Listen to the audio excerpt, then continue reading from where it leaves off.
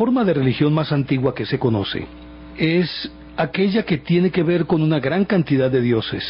con funciones muy específicas, de acuerdo con las necesidades de los pueblos primitivos. Y no podía ser de otra manera, porque los fenómenos de la naturaleza eran tan supremamente extraños y algunos tan aterradores, que no podrían ser producto de un orden lógico y normal, sino que tenía que necesariamente existir una mano externa, extraña y supremamente dominante, que era la que condicionaba todos los aspectos de la vida. A esa acción extraña y sobrenatural había que darle algún nombre, y lógicamente que no podía ser otro el escogido que un dios. Por eso las sociedades primitivas eran panteístas, algunas animistas, o empezaron siendo animistas, es decir, que toda la naturaleza misma estaba animada por un espíritu, lo que llamarían un ánima, y de ahí pues la expresión animista, e impregnadas de esa alma universal, cada una tenía unas características propias y vida propia e identidad propia. Por eso los vientos tenían necesariamente que ser movidos por un dios. En este caso, y remitámonos un poco a los griegos,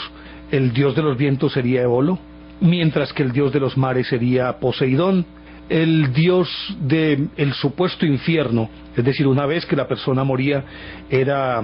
Plutón para los romanos, Hades para los griegos. Es decir, cada uno tenía una función específica, cada uno de estos dioses, y actuaba de una manera definida, puntual y determinada en un área de la vida de los individuos. Pero a esa especialización se había llegado a partir también del hecho de que al no tener un control sobre esa naturaleza, pues esos fenómenos eran no solamente signados, manejados y dirigidos por esas entidades que escapaban a su control y por ende asumían el rol de dioses, de seres sobrenaturales que podían jugar con el destino de los hombres, dado que estos no tenían ningún control y por ende tenían que plegarse a la voluntad de ellos. Pero posteriormente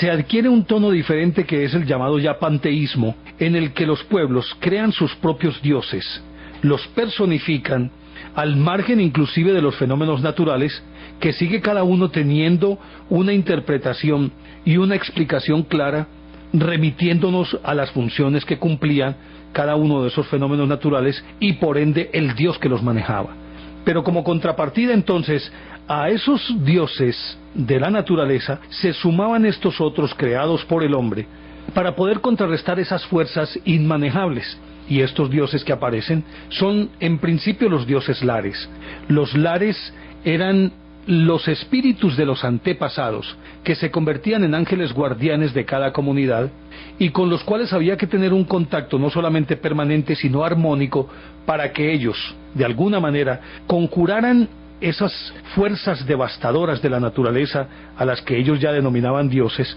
y que si no las podían enfrentar ellos, por lo menos debía existir un intermediario que sí tuviera el poder suficiente como para enfrentarlas y dominarlas. Y estos seres eran ni más ni menos que esos antepasados convertidos ahora en dioses lares,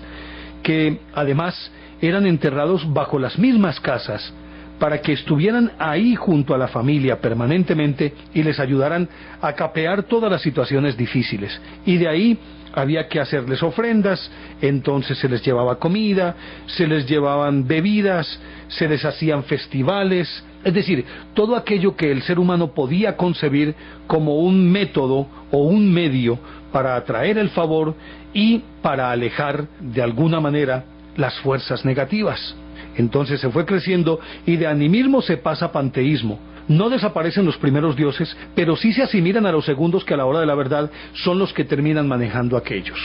Y así funcionaron las sociedades durante varios milenios, y aún hoy muchas sociedades en el mundo siguen funcionando dentro de un panteísmo que es no solamente regulador de la vida de todos, sino al mismo tiempo un componente más de la familia, y asumido como miembro de la familia o como miembros de la familia, lógicamente con ellos existe una interacción mucho más cercana y mucho más íntima. Podemos hablar del budismo, que tiene un panteón grandísimo, el hinduismo y otras tantas religiones en las que aparecen muchísimos dioses. Y esos dioses regulan todas las actividades. Hay dioses para el bien, dioses para el mal, dioses de la bondad, dioses de la belleza, dioses de la maldad, todo lo que ustedes quieran. Y es una constante en todas las sociedades. Si nos remitimos, por ejemplo, a los afrodescendientes, como se les dice hoy, en principio ellos trajeron sus deidades paganas cuando fueron esclavizados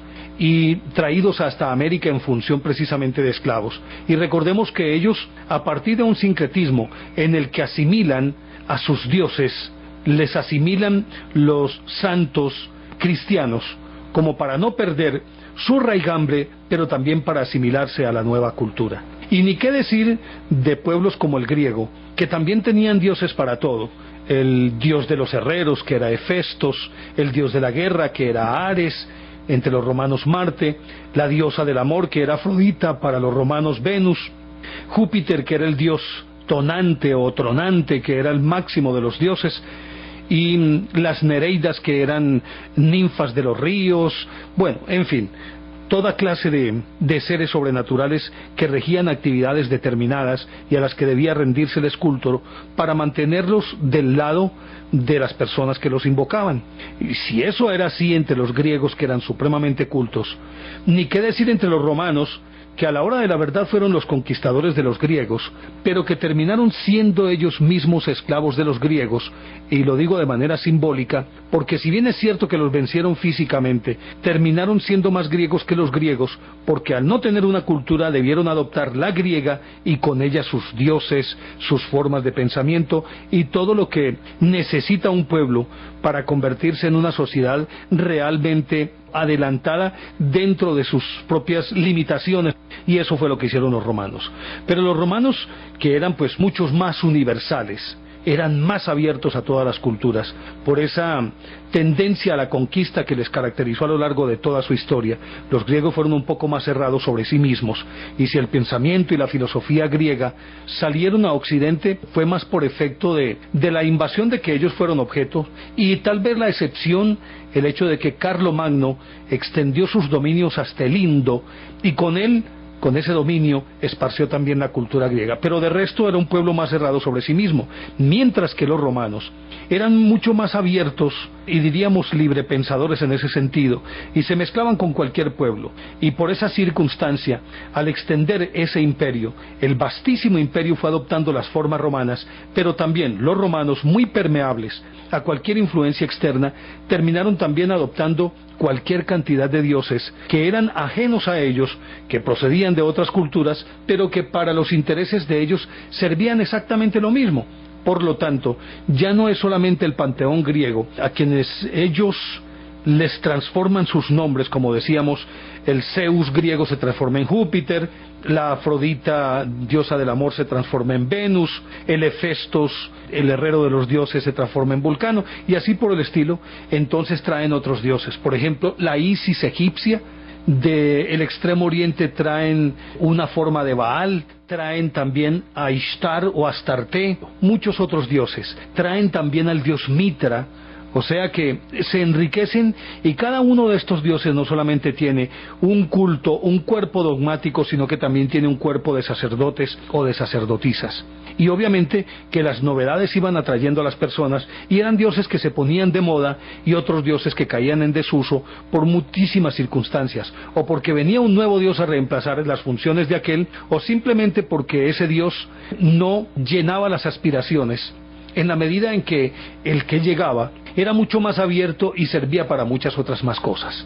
Entonces, los romanos, abiertos a esta forma de pensar, permitían que llegara cualquier religión de cualquier parte, siempre y cuando ella se amoldara a su forma de ser y de pensar. Pero cuando aparece el cristianismo, la situación cambia un poco, porque hasta ese momento los dioses que ellos tenían eran demasiado humanos. Es decir, eran dioses irascibles, eran dioses envidiosos, rencorosos, tenían las mismas características de los dioses griegos, y eran guerreros, eran mal genio, eran dioses vengativos, bueno, todo lo que ustedes quieran. Pero cuando aparece el cristianismo, aparece un Dios que, para empezar, es el Dios innombrable,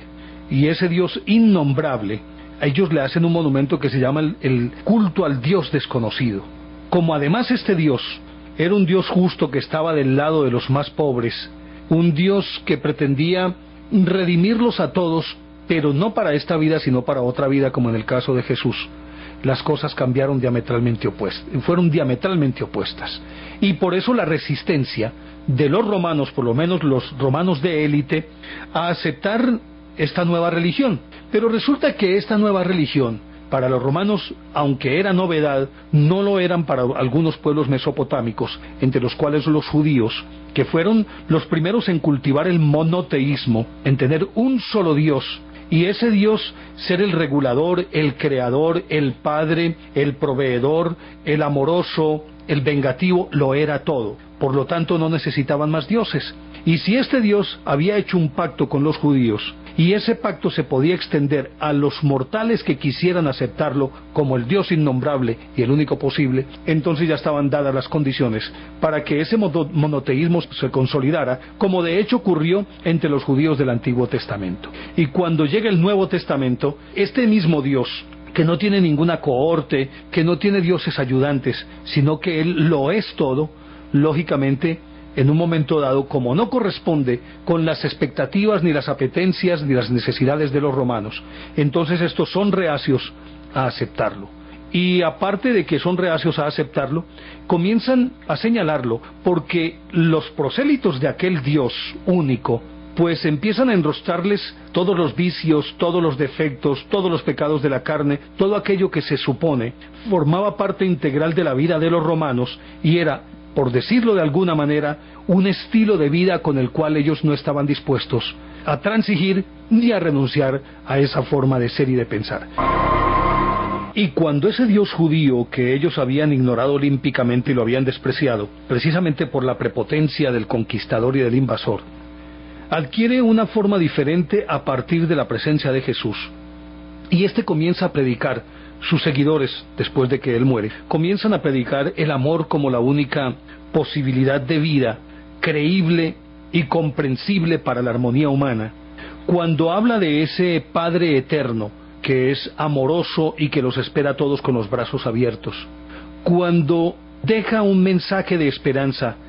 en el que afirma que todos los hombres son iguales ante los ojos de Dios y que todos somos hijos de Dios, pues lógicamente que las élites romanas se sienten de cierta forma atacadas, porque mensajes tan revolucionarios lo que hacen es socavar los cimientos de una sociedad hedonista, sibarita, que le hace culto a la molicie, con costumbres orgiásticas, con una relajación moral impresionante. Y aparte de esto, al pregonar que todos somos iguales ante los hijos de Dios, lógicamente que este mensaje cala mucho más entre la gente humilde, entre los esclavos y entre los pobres, y el hecho de que se pregone que ellos son iguales a sus amos, indicaría que en un momento determinado, esos esclavos, esos sirvientes, podrían llegar a revolucionar la situación de tal forma que atacar a sus propios amos y derrumbar todos esos cimientos o todo ese establecimiento de los romanos. Y aparte de ello, se le agrega el hecho de que estos dan muestras de una valentía inusitada, después de que comienza la persecución de Nerón, cuando después del año 64, él dice que los cristianos fueron los culpables del incendio de Roma, y los asombra mucho más, pero aparte de asombrarlos, los conmueve y los aterra el estoicismo de estos cristianos,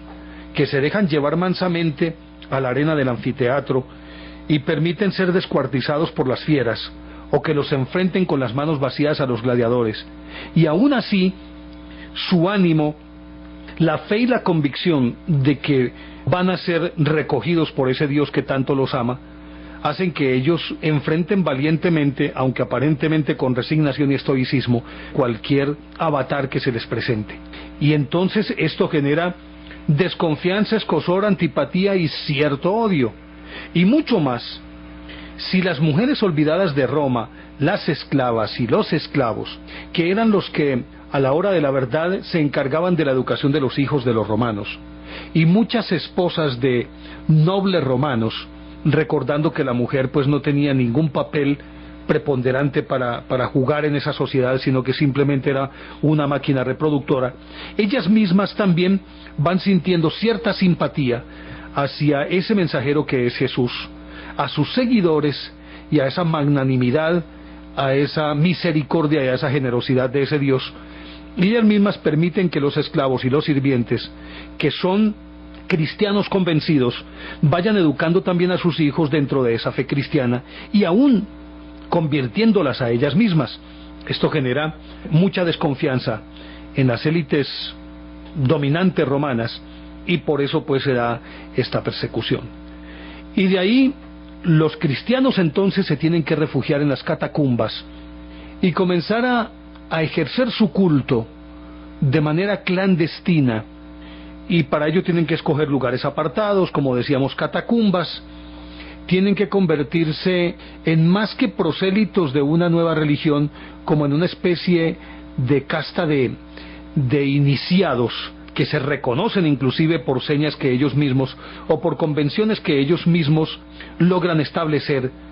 para que aún en medio de cualquier multitud se puedan reconocer como cristianos. En principio, el pez es el símbolo del cristianismo. Recordemos que Jesús escoge a sus discípulos de entre los pescadores. Él siempre juega con esa figura literaria de pescar hombres, de echar la red. El milagro de los panes involucra peces, en fin. Entonces, por esa circunstancia, el pez se convierte en el santo y seña con el que se identifican esos cristianos. Regularmente, si se van a dar la mano, el uno traza una parte del círculo hacia abajo, medio círculo hacia abajo, y el otro entonces traza medio círculo hacia arriba, sobreponiéndolo sobre el anterior, y ahí pues da más o menos la forma del pez, o en la arena, o en una pared, en cualquier cosa, y con ellos se podían entender ya como cristianos, siendo clandestinos.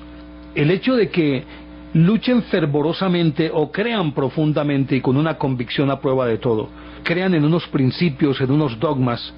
y en este caso en una figura como Jesús, Hijo de Dios, como Dios mismo, entonces eso les da mucha más entereza para enfrentarse a lo que se venga. Pero eso como individuo. Pero llega un momento determinado en que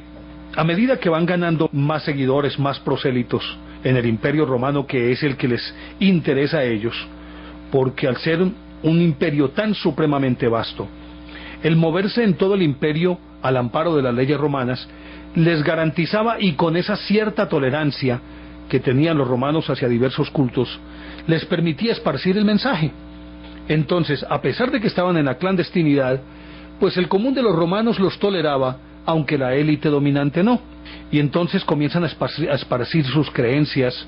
comienzan a esparcir las enseñanzas de Jesús, sus dichos, sus sentencias, sus máximas, sus aforismos, sus parábolas, y esto va calando profundamente en el ánimo del pueblo.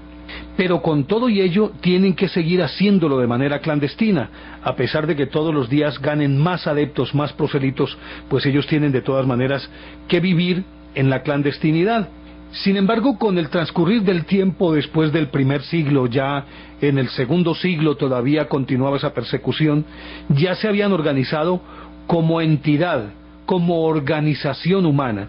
Recordemos que el libro de los Hechos de los Apóstoles dice que ellos se organizaban como comunidades, y esas comunidades como dueñas de un todo, y en las que el individuo no poseía nada, sino que todo lo ponía al servicio de los demás, y eran realmente una fraternidad.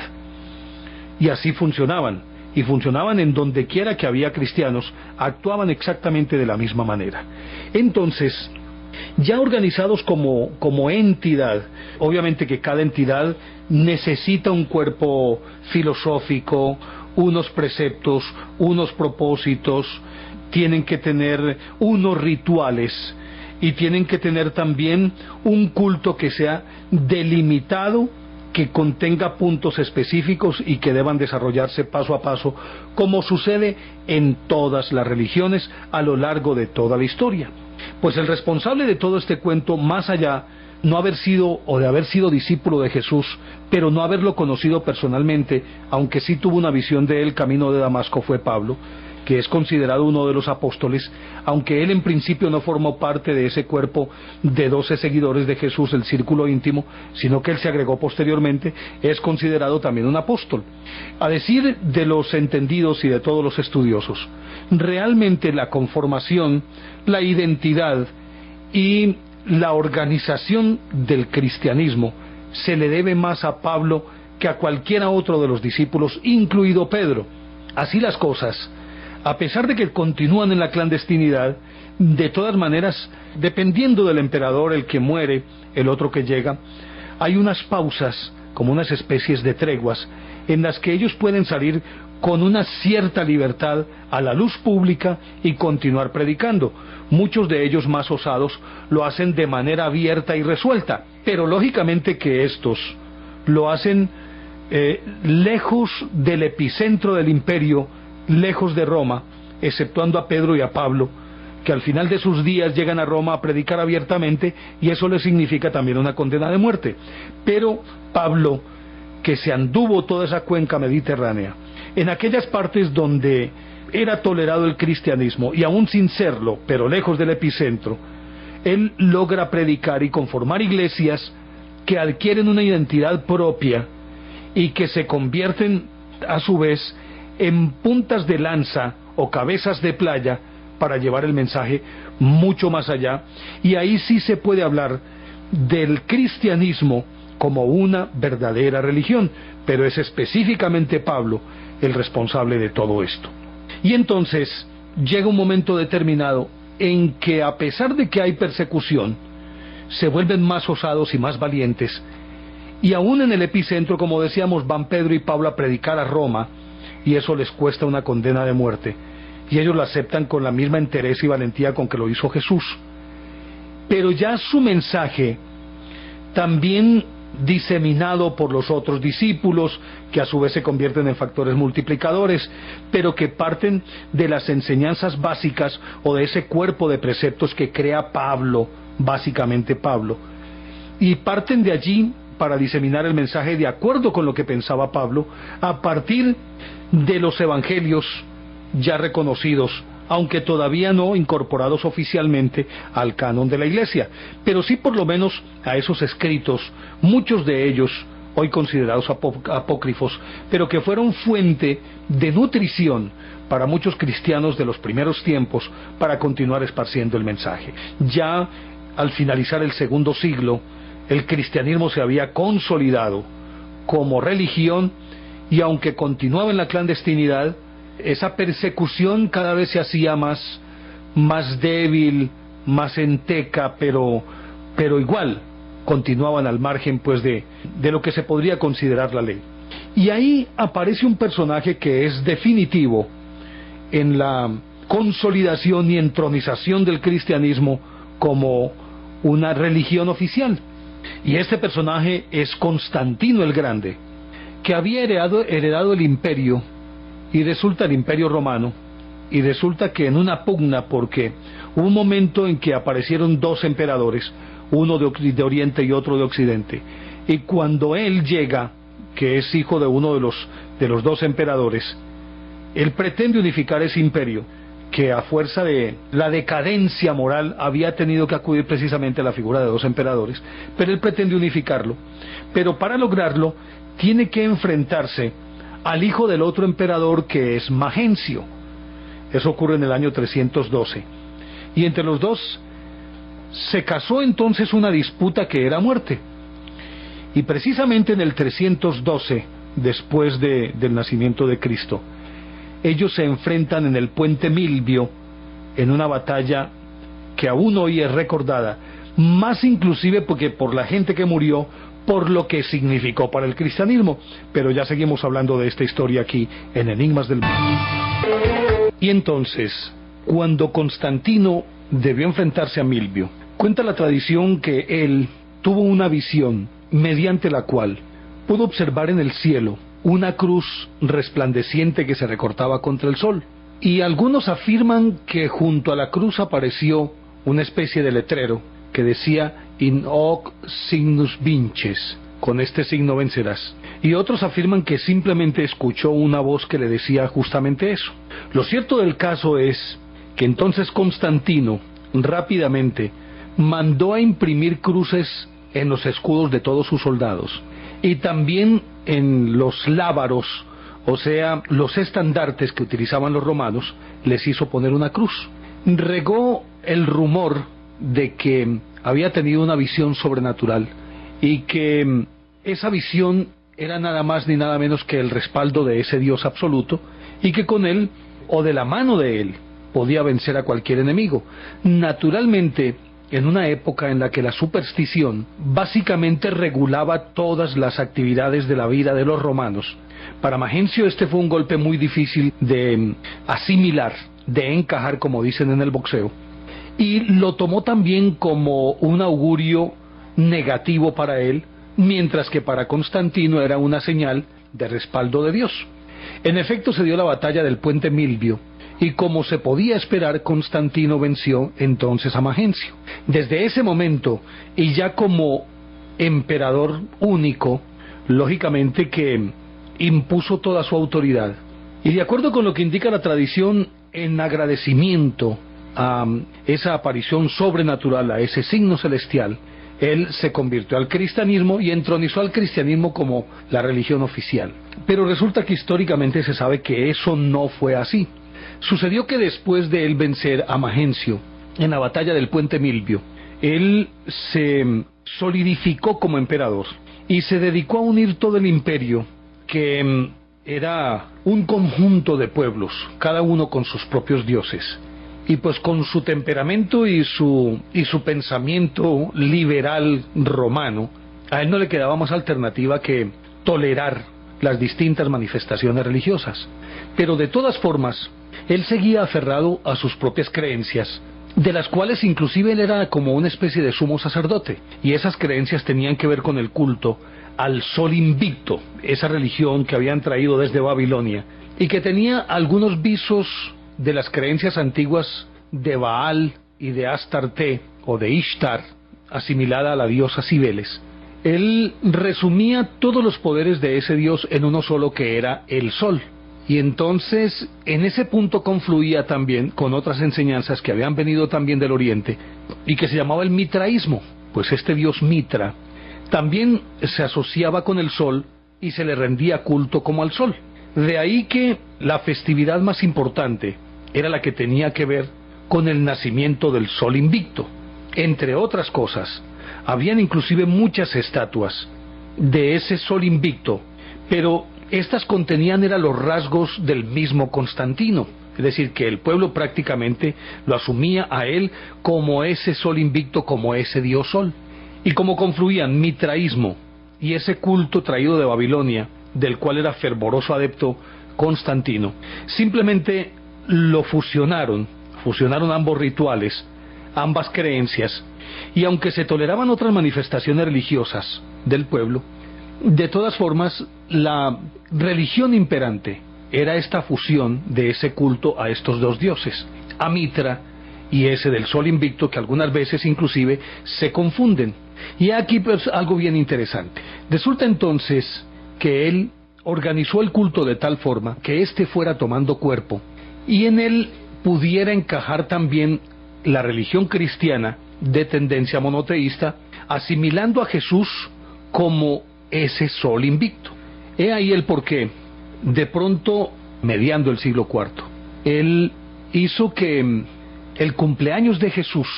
fue el Constantino, que habitualmente se celebraba el 6 de enero, fuera trasladado para la fecha en la que tradicionalmente se celebraba el nacimiento del sol invicto, o sea, el 25 de diciembre. Ese 25 de diciembre, ellos conmemoraban además la festividad de la diosa madre, en este caso Cibeles, y que se asimilaba también a esa Ishtar o Astarte, que se asimilaba a la diosa madre de la tierra, de cuyas entrañas había nacido a ese sol invicto. Y entonces, esa celebración del 25 de diciembre, allí se acomodó el nacimiento de Jesús, con el fin de armonizarlo con ese nacimiento del sol invicto. Él, en suma, lo que le interesaba era unificar todo el imperio alrededor de una sola creencia, que él pudiera manejar mucho más fácilmente que la diversidad de opiniones y la diversidad de creencias. En el 25 de diciembre acomodaron el nacimiento de Jesús, asociándolo con el sol invicto, que se suponía ese sol invicto, más que un nacimiento, tenía un renacimiento, por el hecho de que hasta ese día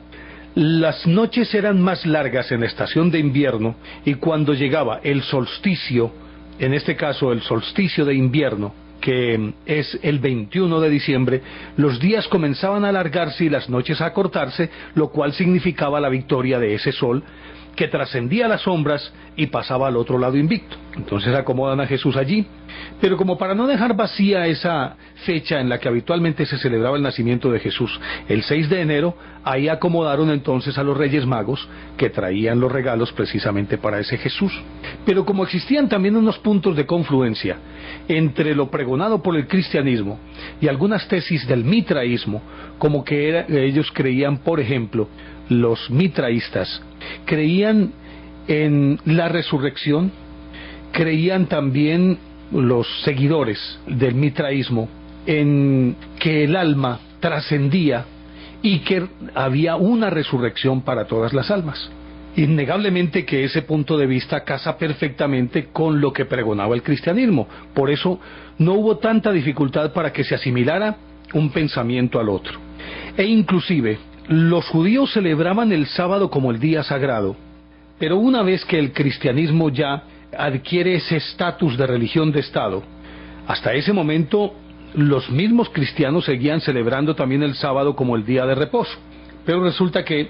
mediante un edicto promulgado por Constantino en el 321, él, de acuerdo con la religión mitraísta y con el culto babilónico que él había traído, o que seguía cultivando, que había llegado a Roma como 2 o 3 siglos antes, el que resumía a Baal con Ishtar o Astarte, tenían un temor reverencial y un respeto profundo por el día domingo, al que se le denominaba como el día del sol,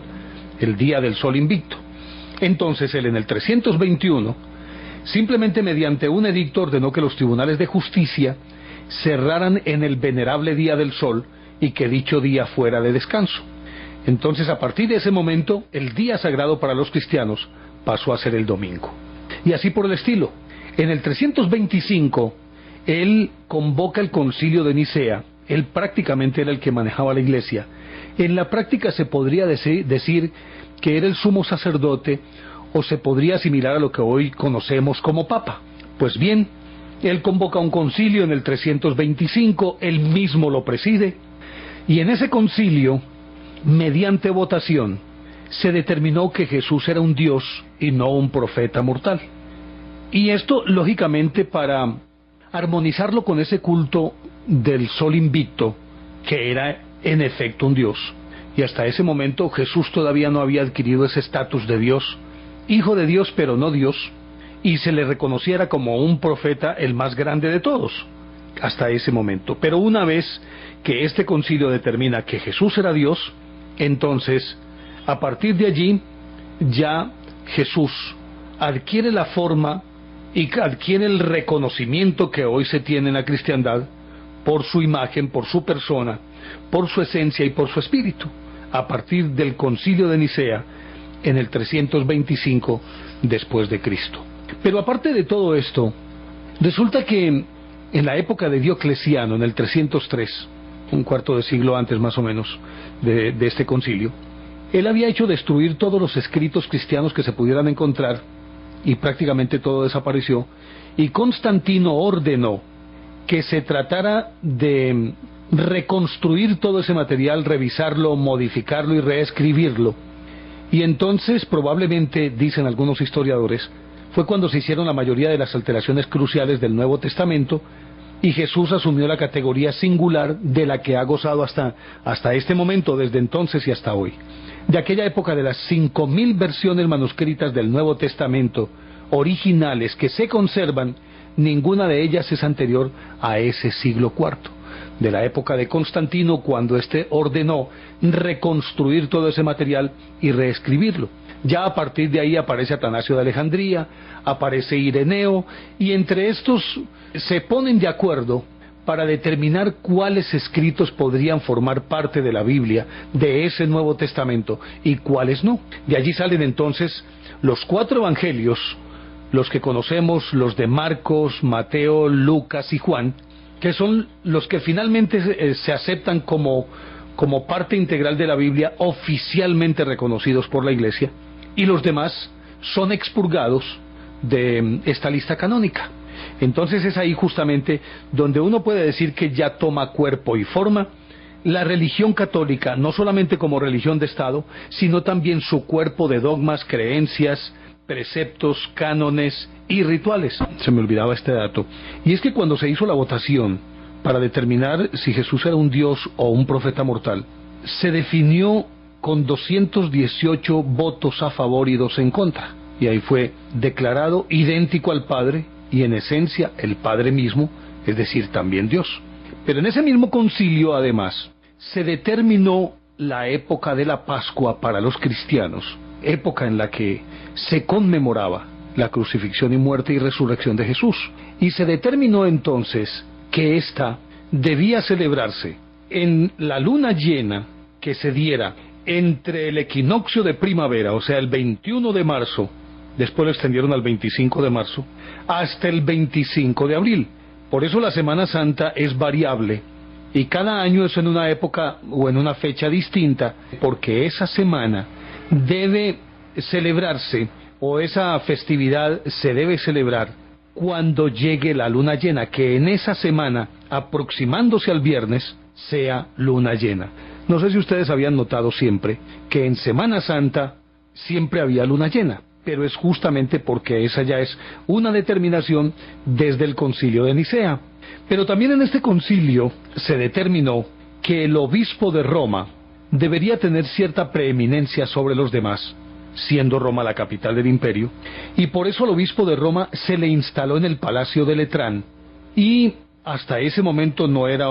nada más que el obispo de Roma. Pero su estancia allí, su preeminencia sobre los demás, lo fueron perfilando como lo conocemos hoy, el máximo representante de Dios en la tierra, aunque el título de Papa solamente empezó a ser utilizado en el 384. Hasta ese momento, el obispo de Roma era eso, el obispo de Roma. Pero a partir del 384, no solamente es el obispo de Roma, sino que es el Papa de la cristiandad, o el Papá de la cristiandad. Y por eso también se le denomina pontífice, que pontífice en latín es el constructor de puentes. Se asume que él es quien crea el puente entre Dios y los hombres. Pero así como estas cosas que he estado contando, y ya sabrán ustedes el porqué de toda esta historia que he contado en este Enigmas del Mundo, a solicitud de varios oyentes, y como parte final de este ciclo que hemos hecho sobre el Código Da Vinci,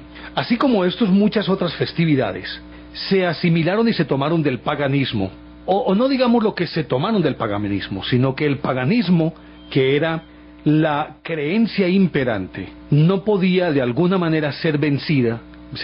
ese paganismo. Era muy difícil sacar al paganismo del escenario, y para lograr esto habría que convertir entonces lo que antes se había venido contra los cristianos, convertirlo contra los paganos, que de hecho en muchas épocas de la historia pues se dio esa persecución contra los paganos. Habría tenido que hacerse a física sangre, a sangre y espada, para imponer el pensamiento cristiano. Pero los patriarcas de la Iglesia, los doctores de la Iglesia, fueron más inteligentes y simplemente entendieron que si no podían vencer al enemigo, lo mejor era unirse a él, y por eso empezaron a acomodarse algunas de esas festividades hasta darle una forma e identidad propia del cristianismo, tomándolas justamente desde el paganismo, sin pelear con ellos, sino apropiándose de esas historias y dándoles el contexto, la forma y el maquillaje que el cristianismo quería. Por ejemplo, el día de San Valentín coincide con unas fiestas que se llamaban las Lupercales, en honor del dios Dionisios,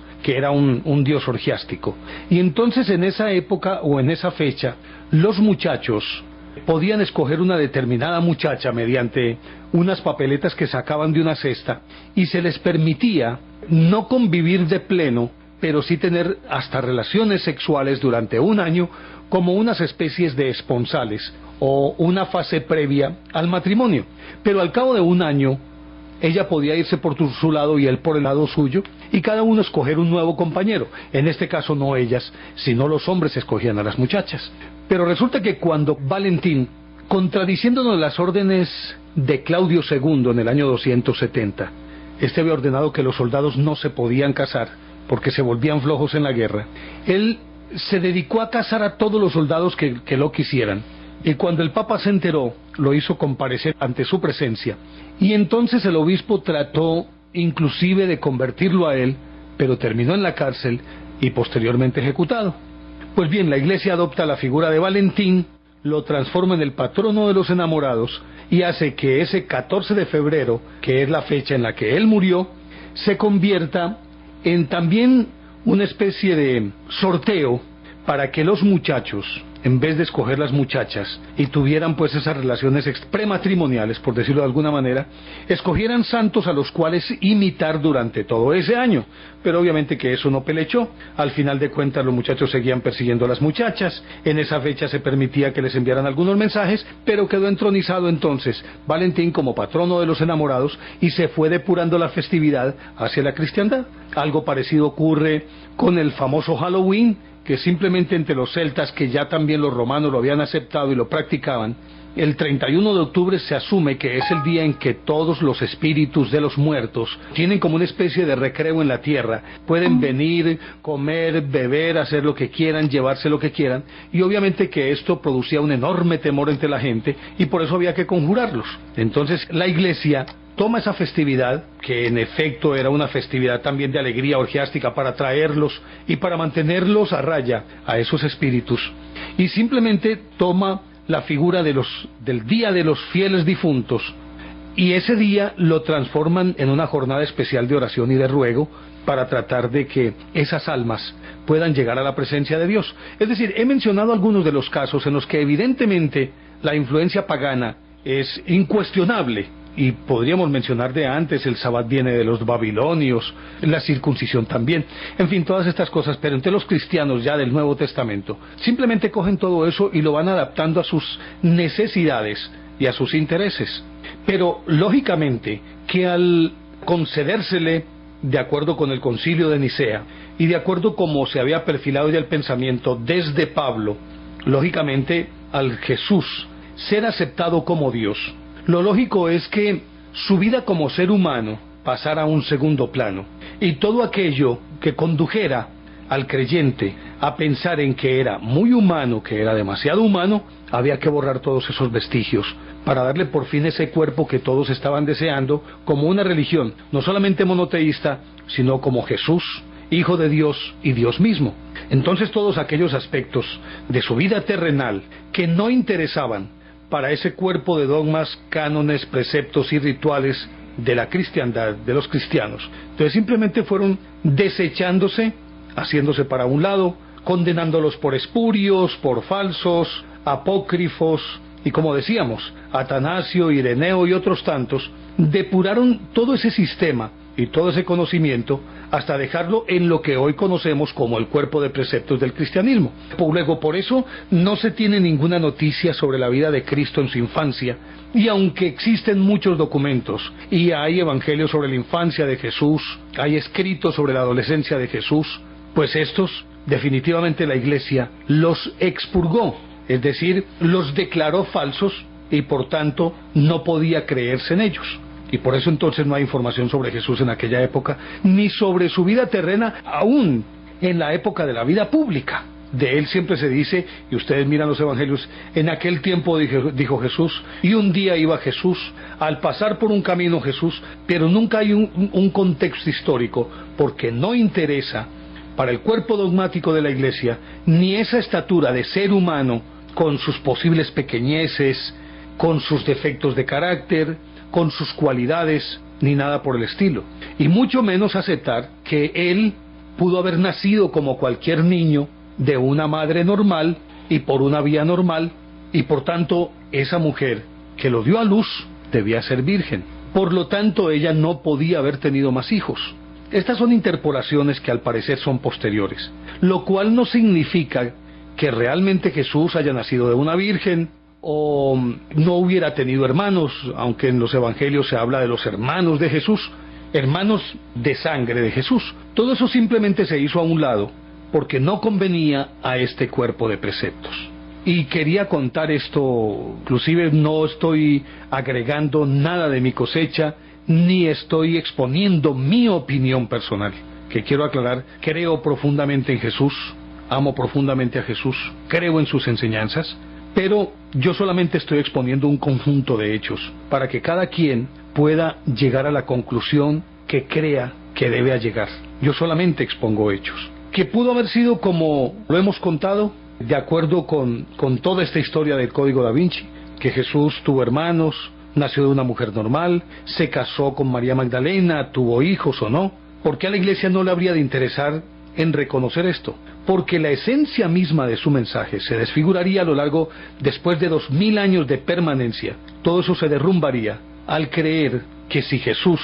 nació por una vía normal, su madre no fue una virgen, tuvo más hermanos y él mismo se casó, se asume que muchos puristas inmediatamente con esto les destruirían su fe y todo lo que ha enseñado la Iglesia se iría por un precipicio. Pero entonces aquí la pregunta que se plantea es, ¿realmente es más importante el mensajero o el mensaje? En este caso, mensajero y mensaje son uno, y en este caso ambos combinan de tal manera que yo creo que todo aquello que lo rodea, especulación, ficción o realidad, no deja de ser simplemente aleatorio. Por eso, cuando uno lee la Biblia, y estoy absolutamente de acuerdo con ello, encuentra que no hay un contexto histórico, porque a la hora de la verdad lo que importa es mucho más el mensaje. El mensaje que todos aquellos detalles de los que podría pegarse cualquier persona, y alguien con una fe débil, inmediatamente se le derrumbe todo el edificio de sus creencias.